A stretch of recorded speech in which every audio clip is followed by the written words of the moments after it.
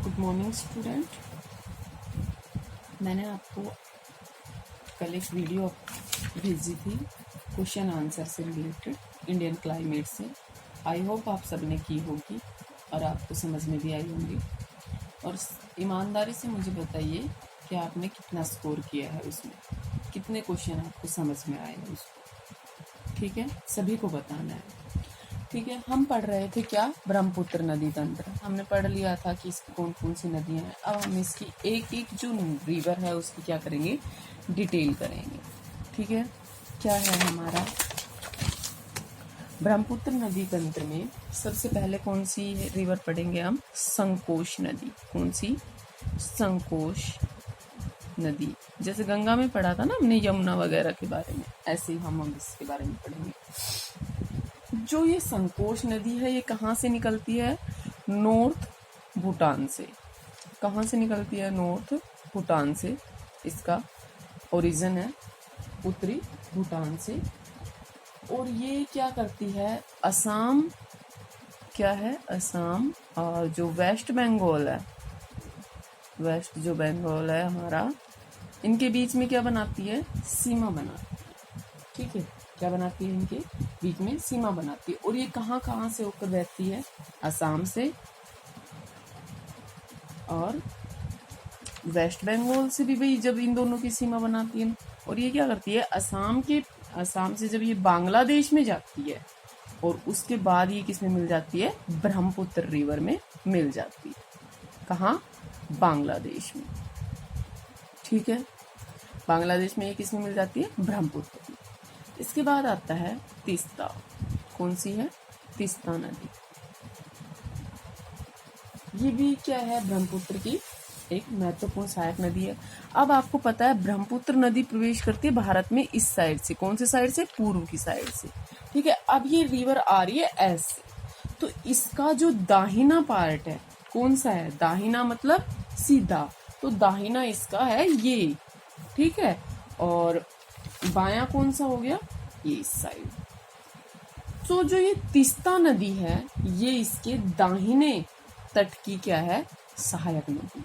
कौन से, दाहिने तट की। और ये कहाँ से निकलती है, तिब्बत में क्या है, एक झील है, कौन सी, नितामू। क्या है, नितामू झील। ठीक है, यहां से ये निकलती है। और इसमें कहाँ मिलती है ये, इसमें रंगपुर में मिलती है। और रंगपुर कहाँ है, बांग्लादेश में। कहाँ है, बांग्लादेश में। यहाँ ये क्या करती है, ब्रह्मपुत्र नदी में मिल जाती है। ठीक है, ब्रह्मपुत्र नदी में मिल जाती है। ठीक है, अब ये क्या करती है, जो दार्जिलिंग की पहाड़ियां, दार्जिलिंग कहाँ है, वेस्ट बंगाल में। दार्जिलिंग की पहाड़ियों से एक तीव्र नदीय प्रवाह के साथ एक किसका निर्माण करती है, गोर्ज का निर्माण करती है। और इसमें कौन कौन सी नदियां आकर मिलती है, रंगित, रांगपो, सिवोक, रोंगजो, रयेंग। ये किसकी, हिमालयी जो सहायक नदियां हैं। और लिश, गिश, सालदंगा जो मैदानी सहायक नदियां हैं, ये क्या करती है, इसमें आकर मिल जाती है। और इसके तट पर एक शहर भी है जिसका नाम है जलपाईगुड़ी। और आई होप आपने इसका नाम सुना होगा, जलपाईगुड़ी, क्योंकि पुरानी कहानियां जो है उनमें इसका जिक्र आता है। ठीक है, और क्या हुआ था, 1787 में इस नदी में अचानक से बाढ़ आ गई थी। और इस कारण से इसने क्या कर लिया था, अपना रास्ता चेंज कर लिया था 1787 में। उससे पहले ये गंगा की सहायक नदी थी, मतलब गंगा में मिलती थी ये। लेकिन 1787 के बाद जब इसमें अचानक से बाढ़ आ गई तो इसने अपना रास्ता चेंज कर लिया। और किस में मिलती है अब ये, किसकी सहायक नदी है, ब्रह्मपुत्र की सहायक नदी। ठीक है, नेक्स्ट है रंगित नदी। कौन सी है, रंगित नदी। ये कहाँ से निकलती है, तिब्बत से निकलती है। और कैसी नदी है, पूर्ववर्ती नदी है। ठीक है, कैसी है, पूर्ववर्ती। पूर्ववर्ती नदी मतलब पहले से भी वहीं से बह रही थी और अब भी वहीं से बह रही है।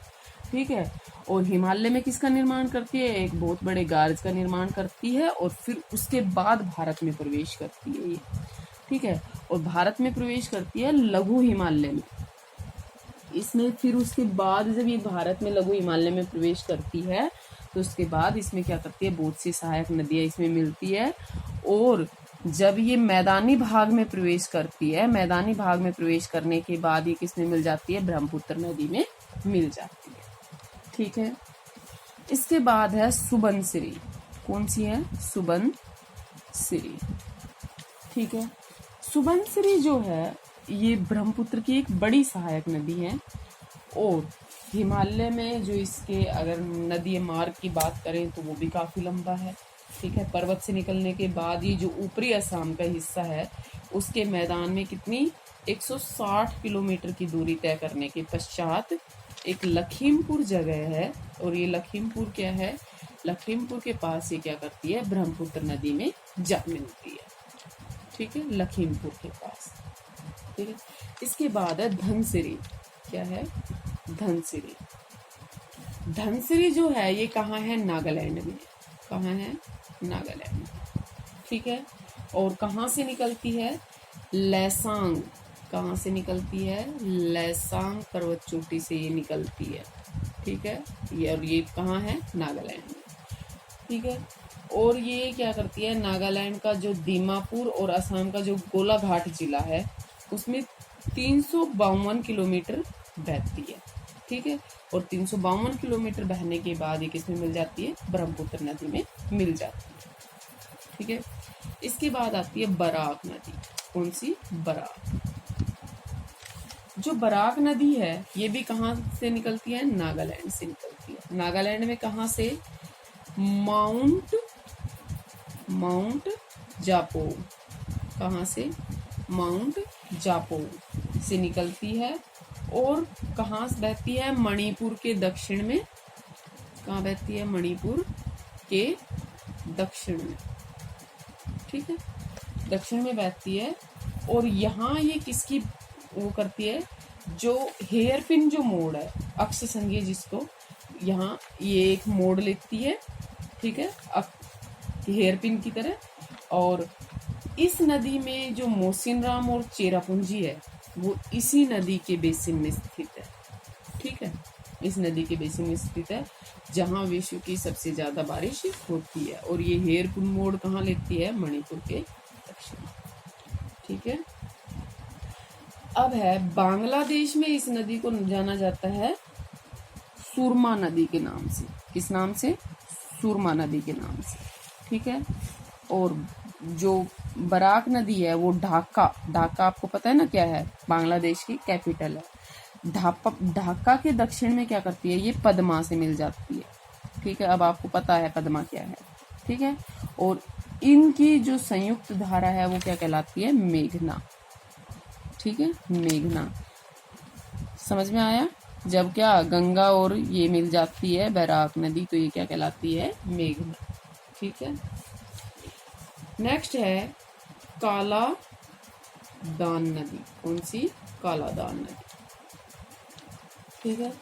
जो काला दान नदी है ये कहाँ से निकलती है, तो ये जो मणिपुर है इसके दक्षिण में बहती है ये, ठीक है।